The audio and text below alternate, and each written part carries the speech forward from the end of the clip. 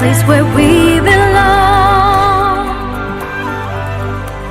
And now the moment has come, the starting of a brighter, brand new dawn, rediscovering our land and the special places that we love. Take me back to your embrace.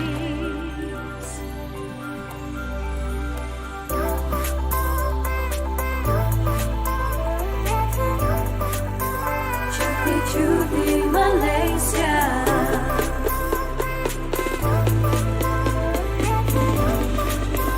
Cuti-cuti Malaysia.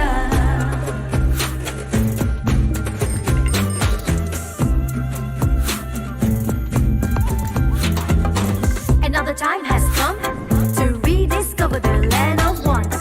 Great times with the family, smiling faces everywhere I see. A land of rich history, people of man, creeds and cultures. City colors flow vibrantly. You'll never forget what you see. Astonishing Malaysia, we have everything.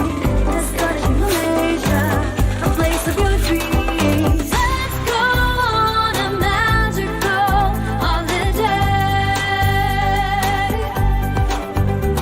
creating sweet memories, lighting up your day, rediscovering our land and the beauty that surrounds us all. Times we'll cherish forever.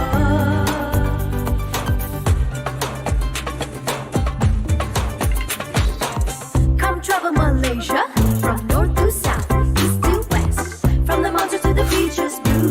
Fall in love with everything you do. Astonishing Malaysia, we have everything. Astonishing Malaysia, a place of your dreams. Let's go on a magical holiday, creating sweet memories, lighting up your day, rediscovering our land and the beauty that surrounds us all. Sounds we'll cherish forever.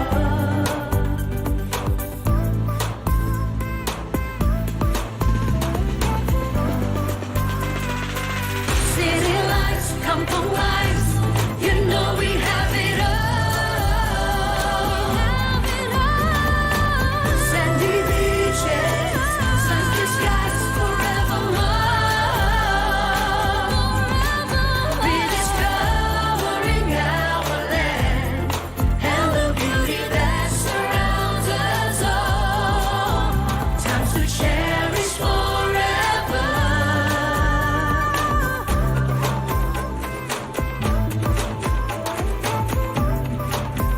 Cuti-cuti Malaysia.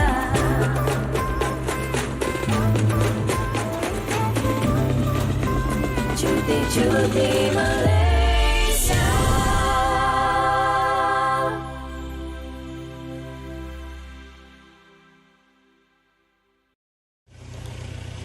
What is up, Facebook, and welcome to this live stream, a collaboration between Penang Hidden Gems and of course with Tourism Malaysia. Special thanks to them for helping us make this happen. We are in Kedah, again looking at the historic archaeological significance of the Bujang Valley and the ancient civilizations that are here. And we are here at the Bujang Valley Museum, and we're going to be joining with the rest of the group as we're going inside to find out more about this ancient civilization that once occupied, that was once Kedah, or old Kedah.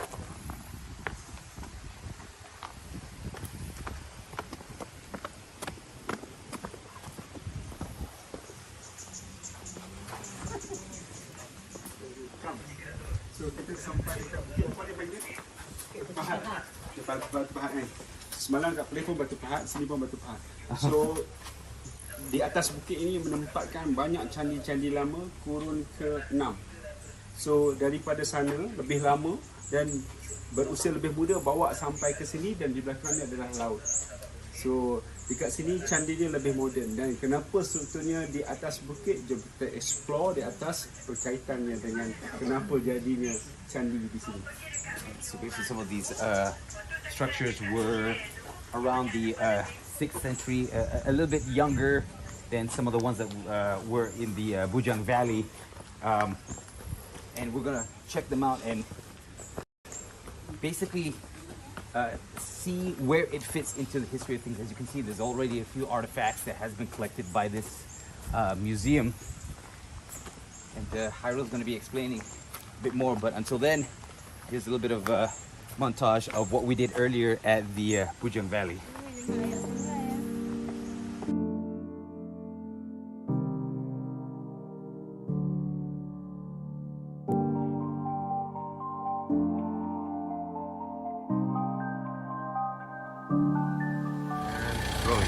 Alright, so right now we're at a archaeological site in the Bujang Valley.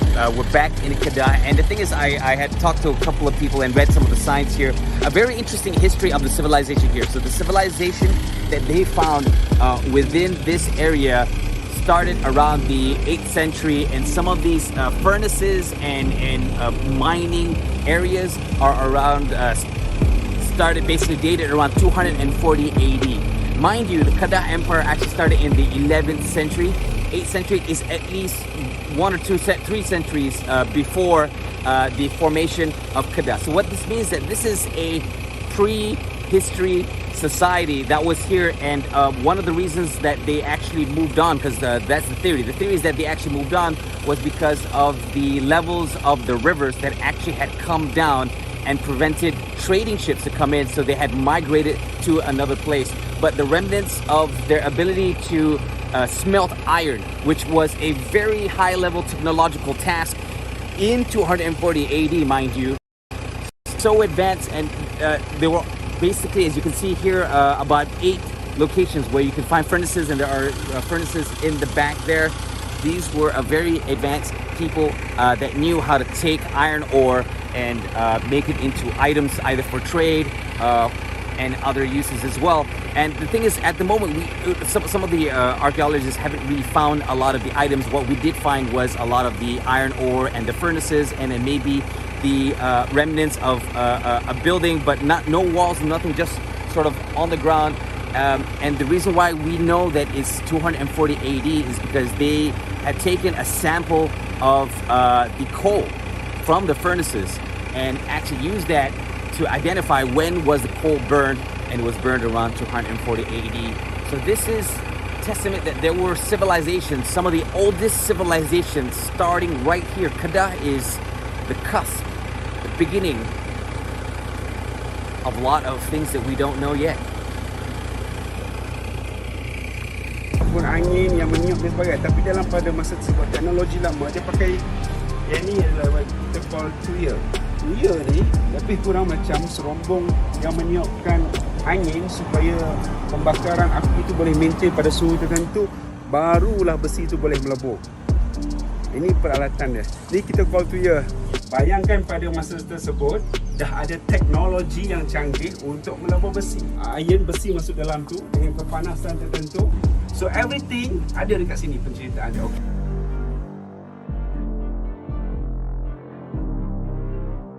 So essentially, what Hyrule was saying earlier on about this area, you know, so the act of smelting iron is not an easy one, so which means the civilization had to be a very advanced one. And not only that, considering the amount of land mass that all of this covers, it was also a huge civilization.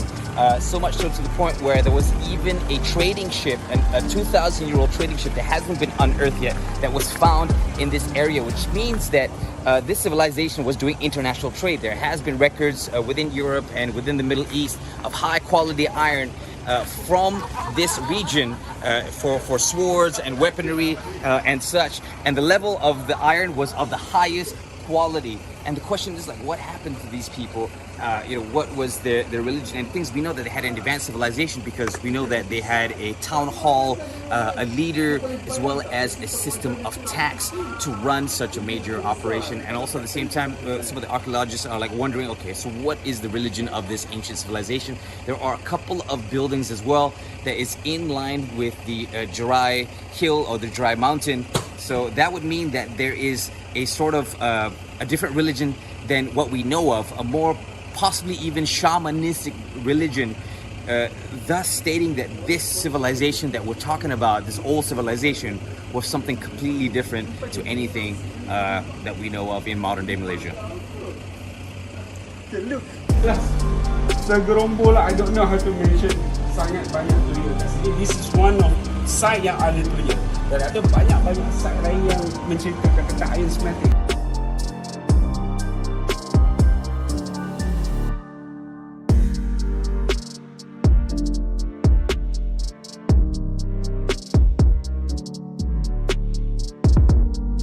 Pada masa dahulu memang segi tempat pengeluaran besi yang berkualiti. Okay. So ni aktiviti, ekonominya berasaskan ini. Okay. Dalam rekod catatan sekarang, Kedah tua berada di ranking nombor 6 paling tua di dunia. Tamadun paling tua ke-6. So, boleh bayang kita lebih tua daripada tamadun yang ada di Rom, Itali. Lebih tua. So di sini, Rom dekat sini. Grade 1, 2, 3, 4, 5, 6 Kedah tua. So dia punya tamadun. Okay? So apa yang saya cerita tentang pembangunan civilization tamadun itu semua ada dibuktikan kat dalam. Jom kita tengok.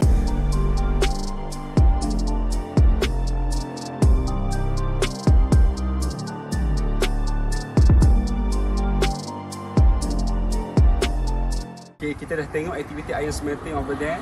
Sini adalah tapak kawasan untuk aktiviti ritual.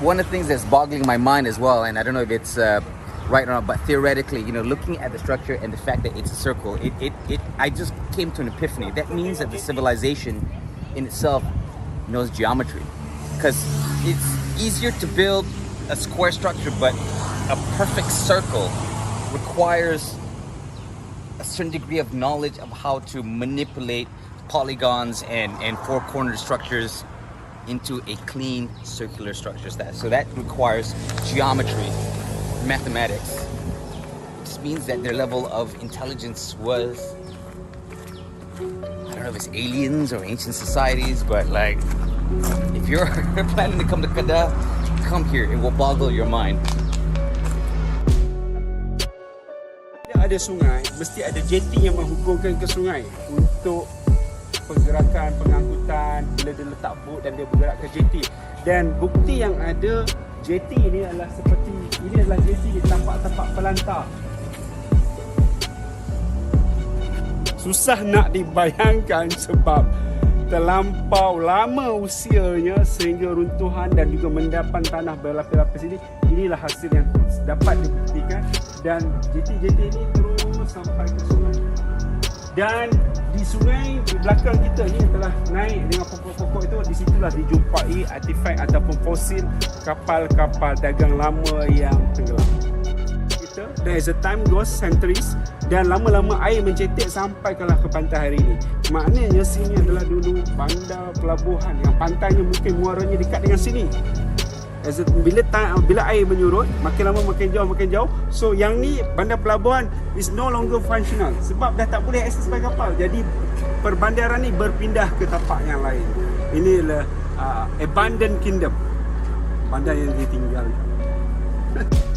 Unearthed when the original owner of the land was a paddy field farmer, tried to till the land 7 layers in to make it sort of even for growing paddy fields, and that's how he uncovered this layer where he was like, when he discovered the furnaces, and the Kedah state government came in and started a massive project unearthing a lot of the findings. So which means that the landscape was very different at that point of time. There were rivers and ships coming in for trade here in this part of Kedah. Kita berdiri di laluan kapal dagang yang mengangkut daripada pelabuhan bawa ke lautan utama. So salah situ kawasan luar situ itu puncak Gunung Jerai. See? Yang paling tinggi. So dia betul-betul menghadap ke puncak gunung. Kalau kita tengok macam peradaban di Peru, Mexico, dia pun ada tapak-tapak macam ni.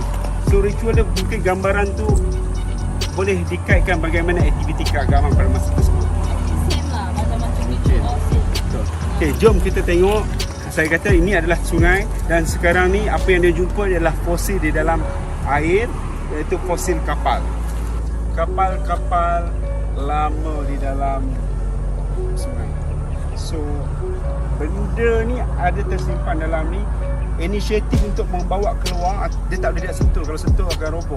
Dia cuba untuk buat monumen tu boleh dilihat memakan belanja lebih kurang 100 juta. Oh wow. So fund belum ada. Kalau mencukupi, ada inisiatif untuk dipertontonkan. So dalam sebenarnya Inside the water, there was an underwater scuba team that went in and they found pieces of wood. Now they can't exactly unearth and bring it out of the river because it's too fragile. It will break. It would destroy the artifacts. So what they're hoping to do is that they want to empty out the river and then build a sort of like a site around the ships. But in order to do that, they need 100 million ringgit, which currently the funds are trying to be raised. So it's in the process, but just not yet.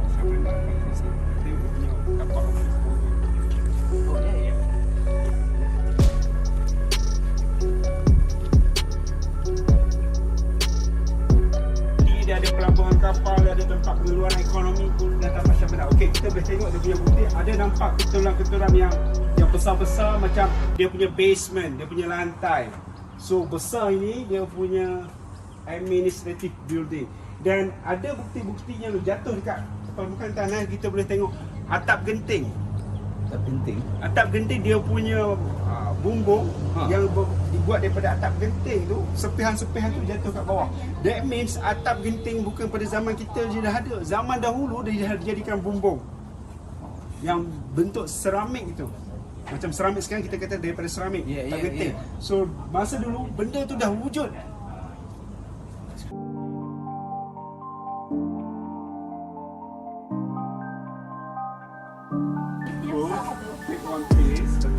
Malam doa minta show me. I am tempted to do that, but then again I don't know what else. Mungkin dia baik, mungkin dia tak baik. Bangunan. Itu tangga. Tak, ini tapak lantai semua ni. Oh, okay. Itu tapak lantai. Tapi dia dah up and down, dia dah uneven. Oh, I see. So dia macam tu lah. Ni adalah tapak. Semua tapak. So ini adalah bangun pentadbiran dengan JT. JT bukan lurus tau. Mungkin dia selok-belok, mungkin dia membelok sana. Tapak. Ini adalah runtuh-runtuhan, mungkin dinding ataupun struktur ceiling dia. So they haven't fully excavated everything. As you can see underneath the what is known as the flooring, there's actually even more structure underneath. Ni jumpa ya. So I dibuat lapik Serpihan atap genting. atap. So this is it. Roof. So this is it. The tiles of the roof. 2,000 years old or more. Imagine how advanced you have to be, not only in iron smelting but just crafting of ceramics, which is not an easy process. Porcelain and ceramics are some of the hardest things to produce because you need a consistent furnace temperature, and if you don't have that, you would kind of warp anything that you bake into it, or it will crack. So it also means that they had an advanced knowledge of use of furnace in general, from metal to ceramics. Macam nak letak balik. Aku rasa macam like, I feel like I'm stealing.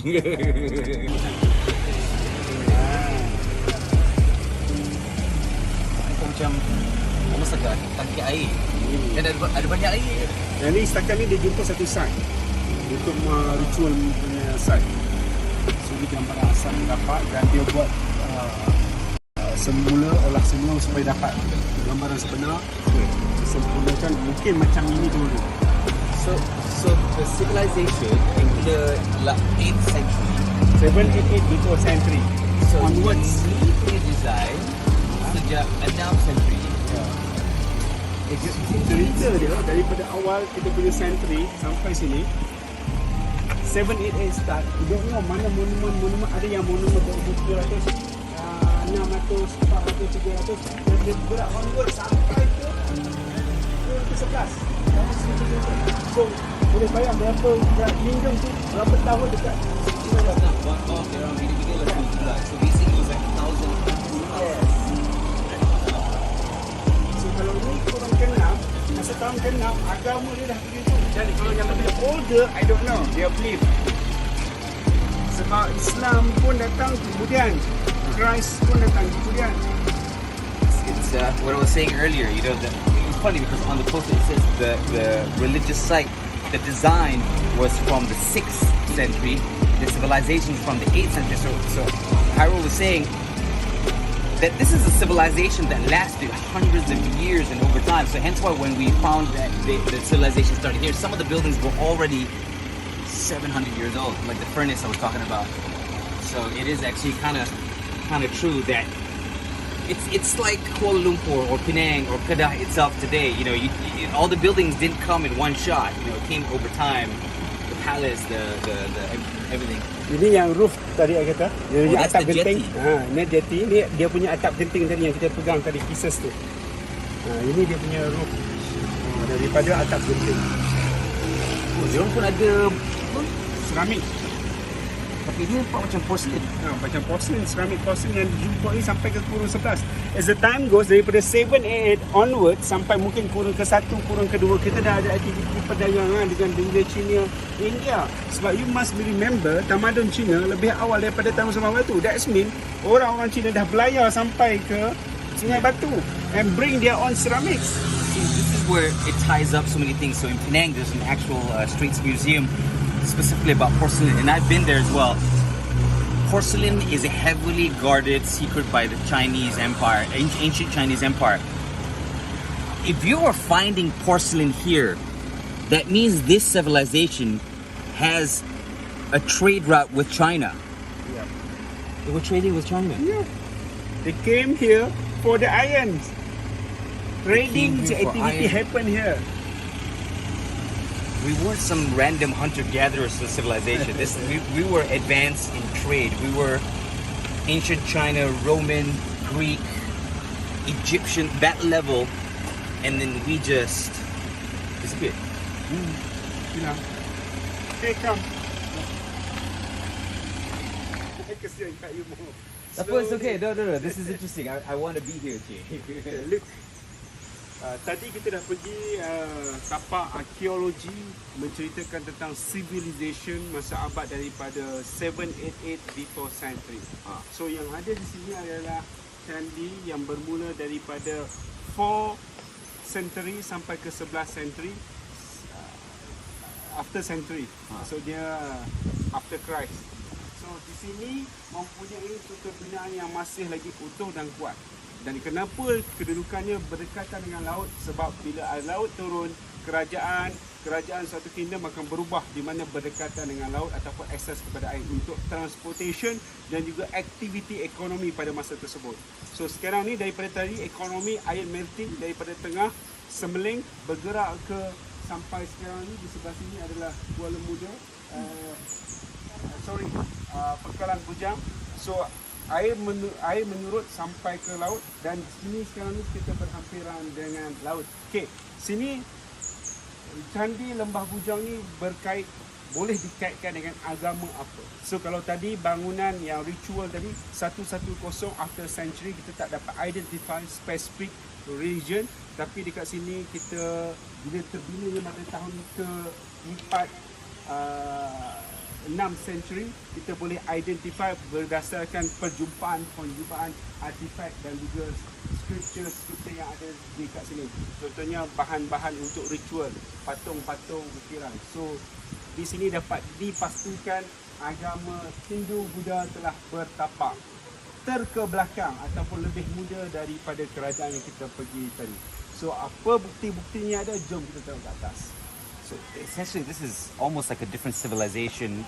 According to the science, it says second to the 14th century. So in the valley that you saw earlier when we were looking at some of the religious sites, we don't know what religion that is. That is unknown to us. This one is a far younger civilization, and we can see based on the artifacts, the dolls, the effigies, the statues, that most likely it is influenced by Hinduism. And this is completely different evolution of the civilization that we saw earlier. So that was like the much earlier Old Kedah. This is towards the very end or even after the Old Kedah, and we're about to go up into Candi Pendiat. This is Candi means temple, by the way. So basically we're going into the Pendiat temple through these stairs. A little bit out of breath, but I think my man Shanks is a bit more fit than I am, so holding it together. Whew.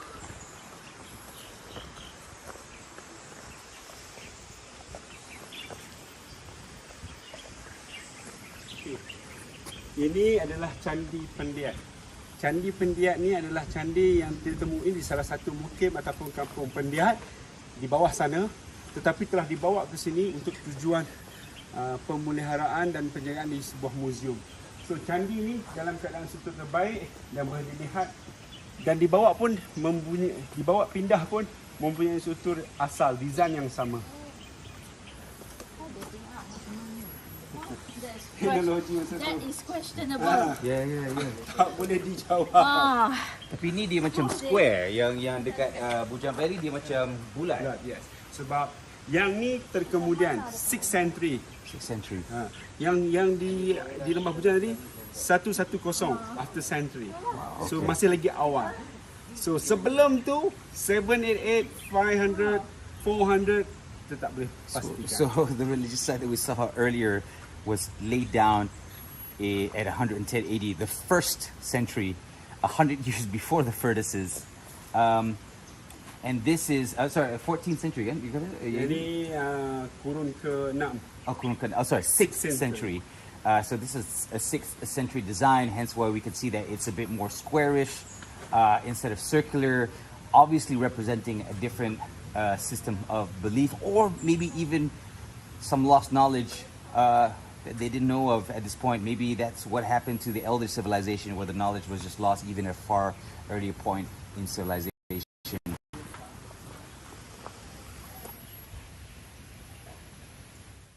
Sekarang kita berada di Bukit Batu Pahat. Bukit Batu Pahat ada satu candi induk. Candi induk ni adalah candi yang paling besar, dan yang lain-lain adalah candi lebih-lebih kecil tersebar di merata kawasan di Sungai Merbuk ataupun kita kata di Lembah Bujang.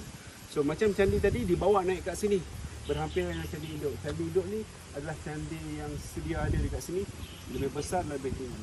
Look, di mana-mana kerajaan yang ada candi, kebanyakan candi-candi besar terletak di atas pegunungan dan atas bukit. Kenapa lokasinya berada atas di tempat yang lebih tinggi? Sebab dia memuliakan tempat-tempat candi itu sebagai tempat peribadahan. So kedudukannya lebih tinggi daripada benda-benda yang lain. Itu maksud kenapa kebanyakan struktur candi ibadah berada di tempat yang lebih tinggi berbanding dengan candi-candi lain ada di aras bawah-bawah di permukaan. Sebab candi-candi ini lebih kepada aktiviti ataupun tujuan ibadat. So candi ini banyak dipercayai adalah pengaruh ataupun kepercayaan Hindu. So a lot of these temples could be found around the Sungai area. Sungai apa tadi? Sungai Di Lembah Bujang. Around the Bujang Valley area. And the reason why a lot of these temples are on top of the hills is because of the sacredness of the temples themselves. You know, in a way, if you build it on a high location like a hill or a mountain, it sort of elevates it above the rest, and anything in the mortal world sort of giving it more of a higher status within the human psyche. And there it is. That's the, I believe it's the Bukit Batu Pahat Temple. So ini nampak tak, dia ada wall dia. Ini memang berada di atas, dan belakang ada kaki gunung jerai. So kebanyakan tempat ibadah berada di tempat tinggi sebab kepercayaan agama memuliakan aktiviti keagamaan mereka lebih tinggi, dekat dengan Tuhan dan bersih daripada kekotoran-kotoran di bawah sana. Sebab candi ni untuk ritual dan juga bila ada candi untuk aktiviti agama, definitely dia mesti ada residential area nearby. Pejabat, rumah, kampung dan sebagainya. Sebab tu bila tapak kajian ekologi di kawasan Sungai Merbuk ni meliputi 400 km persegi dan dalam keluasan itu beberapa candi sahaja berjaya ditemui.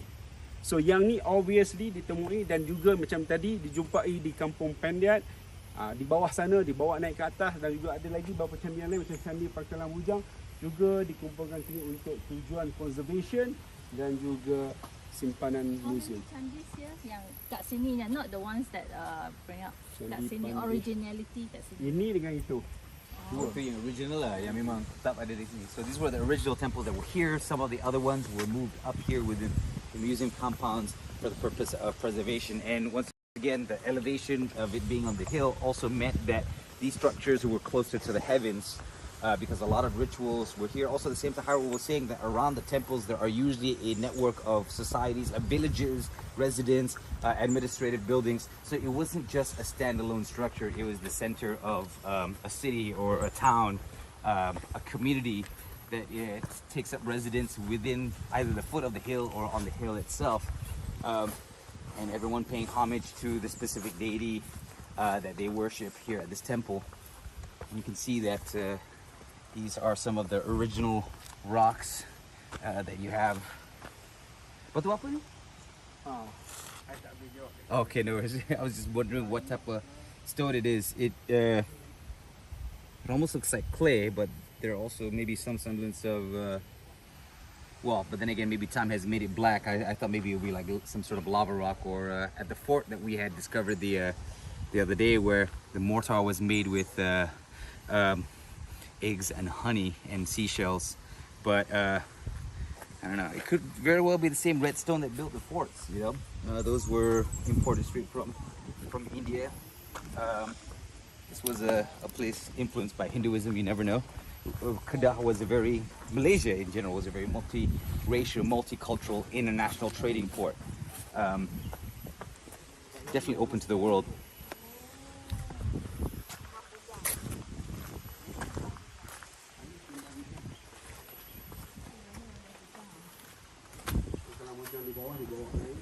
So ni struktur dibawa semula warna batu warna merah.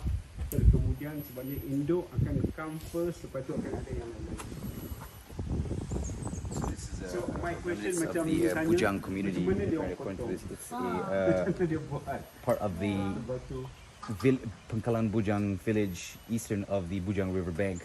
This was actually found in 1936 by Quarwich, Wales, as a pair of 22 sites. Yeah, I mean, as we discover this area, we'll probably put this in a quick montage, but until then we'll have a commercial so we can edit this and then show you from different angles. So we'll be right back.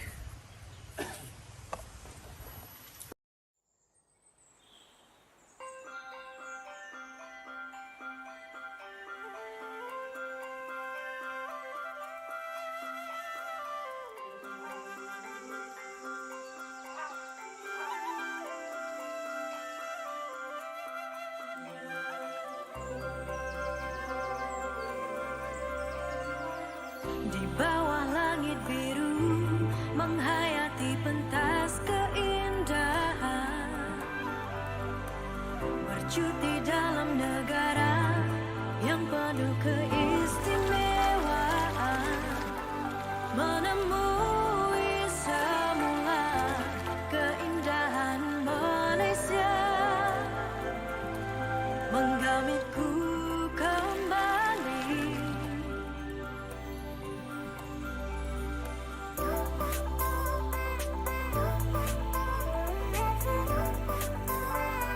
Cuti Malaysia,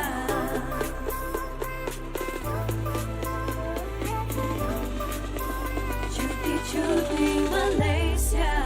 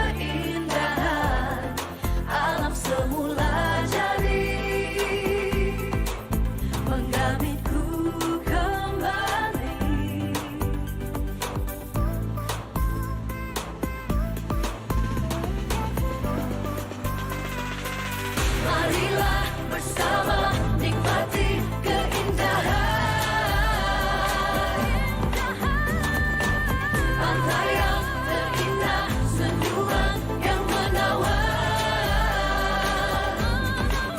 menuruni semula keindahan Malaysia, menggamitku kembali.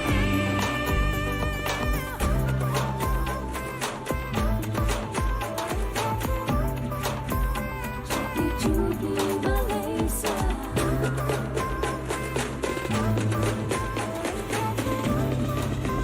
cuti-cuti Malaysia.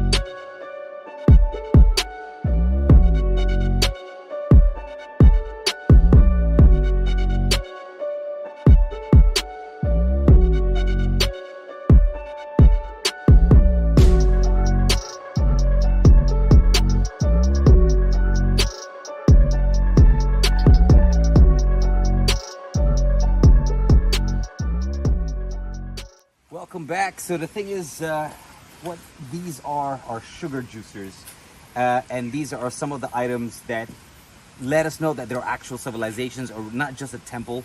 And one of the reasons why this particular area is a sort of a source of civilization, of holistic temple sites, is because from the ocean, this civilization did a lot of trade with the Middle East, with ancient China, and back in the day, you wouldn't have, you could have huge lighthouses, but like, a natural structure like a hill or a mountain, which is very near to the ocean, would sort of serve the same purpose. And then what tends to happen is that there are mingling of cultures and religions. So that is why there is an ongoing debate whether some of these temples, were they originally from the original Kedahan people, or was it like us accommodating these merchants and traders and stuff like that? But what we do know that surrounding these temples are these artifacts. This, like I said, is a sugarcane juicer, which uses the power of bulls to turn it around to get that lovely sugarcane juice. I guess back in the day, people really loved their sugarcane. It is, of course, the source of sugar.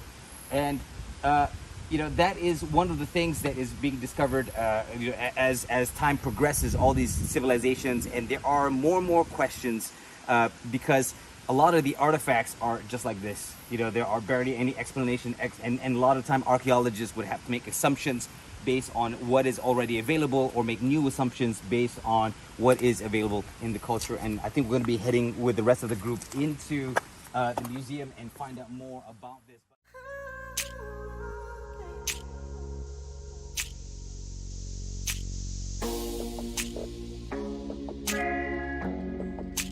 Okay, so that was us inside the museum. We weren't able to take the camera inside because I guess they wanted to keep some semblance of privacy. Or essentially, if you want to see for yourself all the artifacts inside there, we've actually had some photos that was taken by my man Shanks here, and we're probably showcasing it right now.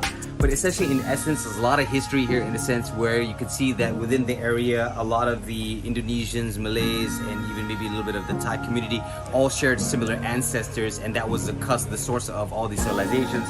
And through the metal trade, we actually advanced to selling things like spice and ivory, and developed our civilization based on that. Our civilization is pretty much mostly based on trade. A lot of the manufacturing were done by other countries. Some of the swords, notable swords of repute in Middle Eastern culture, were actually produced by our metals. Our spices were consumed by Europeans. So if you're looking for a place to visit and you want to know the source of your own history, especially if you're a Malaysian, this museum is definitely a place to go. And of course, thank you everybody on Facebook for joining me.